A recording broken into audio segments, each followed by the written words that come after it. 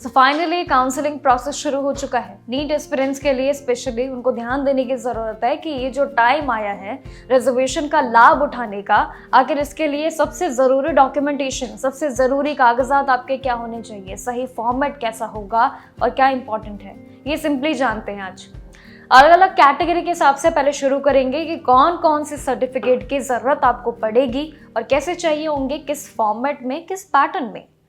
SC और ST category की अगर मैं शुरुआत पहले इनसे करूं तो उम्मीदवारों के लिए सबसे पहले सक्षम में जितनी भी यानी कि कंप्लीट अथॉरिटी द्वारा जो एक दर्ज की गई उनकी एक वैलिड जाति है, यानी कि प्रमाण पत्र, जिसे इन शॉर्ट कास्ट सर्टिफिकेट आपकी भाषा में कहते हैं, ये आपके लिए ज़रूरी है इसको समझना, बिकॉज यही सब कुछ लागू होंगे।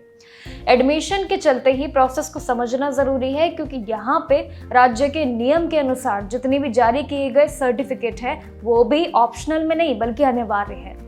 वहीं ओबीसी और साथ ही नॉन क्रिमिनल यानी कि ओबीसी एनसीएल जो ये दोनों कैटेगरीज हैं, इनके लिए भी नया रूल है। यहाँ पे केंद्र सरकार के निर्धारित जितने भी फॉर्मेट हैं वो बने हुए हैं जिस पे वैलिड ओबीसी एनसीएल के सर्टिफिकेट होना ये भी कंपलसरी है।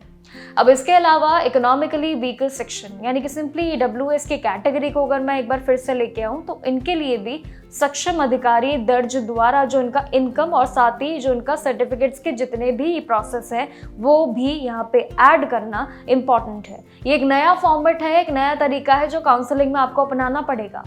पीडब्ल्यूडी यानी कि यहाँ पे इन कैटेगरी का भी अलग से नियम है। हर एक कैटेगरी वाइज पे आज बात करूंगी वीडियो में, बिकॉज यहाँ पे कहीं ना कहीं जानकारियों में कैटेगरी वाइज बहुत लोगों को दिक्कत होती है कि जानकारी क्या है। डिसेबिलिटी सर्टिफिकेट भी इंपॉर्टेंट है लगाना, और साथ ही इसमें एनआरआई कैंडिडेट्स जो हैं उनके लिए स्पॉन्सरशिप और साथ ही पासपोर्ट कैंडिडेट और साथ ही जितने भी बीच जो प्रमाण पत्र और साथ ही कई ऐसे डॉक्यूमेंटेशन में उलझ जाते हैं उनके लिए ओसीआई कार्ड के साथ साथ मांगे गए डॉक्यूमेंटेशन है जो भी अनिवार्य है।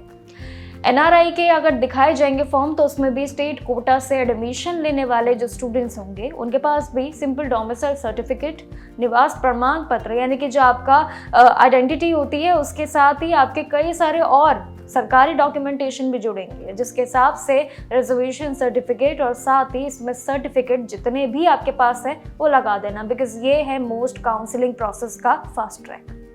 इस पूरे रिजर्व कैटेगरी के अलावा कुछ ऐसे कॉमन डॉक्यूमेंट्स भी हैं जो आपको लगाने ही पड़ेंगे, यानी कि कैंडिडेट्स के लिए ज़रूरी होते हैं, जैसे कि नीट यूजी 2026 का एडमिट कार्ड संभाल के रखा है तो लगा देना, स्कोर कार्ड, 10th सर्टिफिकेट और साथ ही 12th की मार्कशीट भी लगा देना, पासिंग जितनी भी सर्टिफिकेट है, ट्रांसफ़र आपके सर्टिफिकेट हैं और साथ ही टीसी यानी कि इन शॉर्ट, और साथ ही आपके कई और valid photo ID proof, passport size photo, आपके सीट अलॉटमेंट जितने भी लेटर्स है, जितने भी आपके पास मेडिकल फिटनेस के सर्टिफिकेट हैं, जितने भी टाइप्स ऑफ सर्टिफिकेट है सब ऐड कर देना। काउंसलिंग में जाने से पहले सभी जितने भी ओरिजिनल आपके डॉक्यूमेंट्स हैं वो 2-3 उसकी एक कॉपी बना लेना, एक फाइल बना लेना जो आपको अटैच करके सबमिट करनी है, जब जाके आपका काउंसलिंग प्रोसेस पूरी तरीके से कामयाब हो पाएगा।